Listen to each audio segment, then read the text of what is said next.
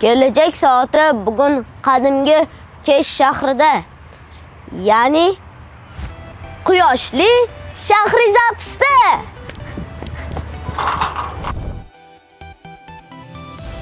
Amir Temur bobomiz Shahrisabzda tug'ilganlar va biz shuning uchun Shahrisabzda joylashgan Temurbeklar maktabi harbiy akademik litseyiga keldik. Aziz o'quvchilar, sizlar uchun kichik topshiriq. Bu video davomida necha marotaba Temurbeklar maktabi degan so'zni ishlataman. Sanab boringlar.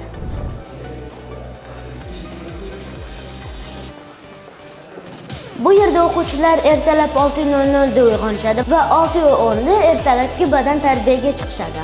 Bu harbiy akademik litsey 2020-yilda o'z ish faoliyatini boshlagan. Tanlov asosida qabul qilingan 9-sinf bitiruvchilari bu yerda 2 yil davomida tahsil olishadi. O'quvchilar uchun ta'lim jarayonlari, o'quv formalari, yotoqxona, darslik va o'quv qurollari hamda to'rt mahal ovqatlanish mutlaqo bepul. Hozirda 300 dan ortiq o'quvchilarga 33 nafar pedagog o'qituvchilar tahsil berib kelmoqda. Amir Temur bobomiz yoshliklardan juda yaxshi ta'lim olganlar va o'zlari ham bilimli bo'lganlar. Ko'ramiz Temurbeklar maktabidagi o'quvchilar qanday ta'lim olishayotgan ekan. Birgalikda tanishamiz.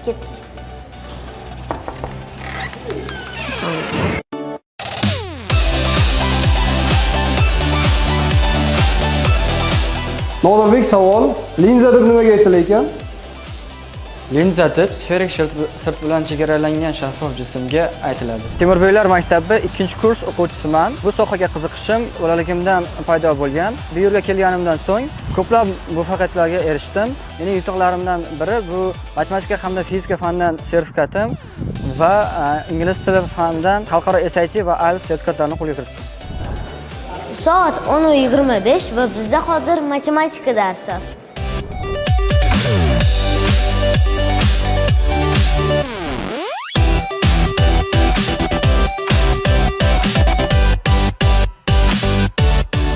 O'quv binolarida yaratilgan barcha sharoitlar, masalan, elektron doskalar va professor o'qituvchilarining yordami bilan o'quvchilar juda katta yutuqlarga erishmoqda. Xususan, bizning 2-kurs o'quvchilarimiz milliy sertifikatlarni 100% qo'lga kiritgan va harbiy akademiyalarga yoki fuqarolik universitetlariga kirishga 100% tayyor. Bu yerda yaratilgan barcha imkoniyatlarga va sharoitlarga munosib tarzda prezidentimiz bildirgan ishonchni oqlab, vatanimizga chin tildan xizmat qilamiz. Amir Temur bobomiz ham bilimli, ham kuchli bo'lganlar, chunki ular bolaligidan ko'p jismoniy mashq bilan shug'ullanganlar. Bizda hozir 3-para jismoniy tayyorgarlik darsi.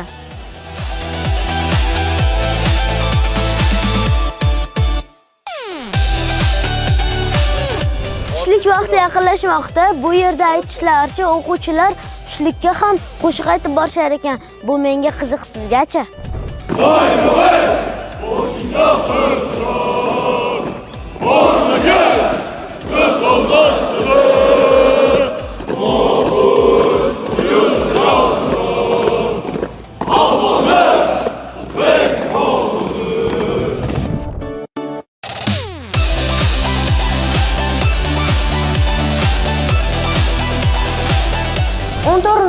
dan keyin o'quvchilar o'zlari qiziqqan har xil to'garaklarda band bo'lishadi.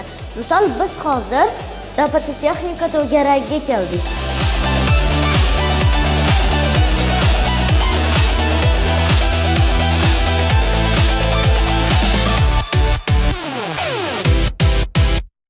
Kimdir dron uchirayotgan bir vaqtda, kimlardir harbiy jang san'ati bilan shug'ullanyapti. Ketdik.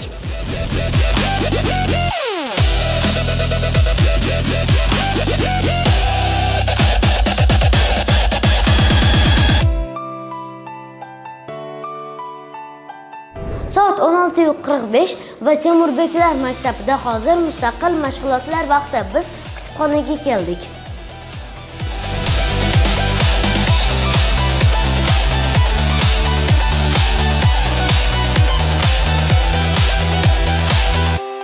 Shahrisabz Temurbeklar maktabi harbiy akademik litseyi bilan ham tanishdik.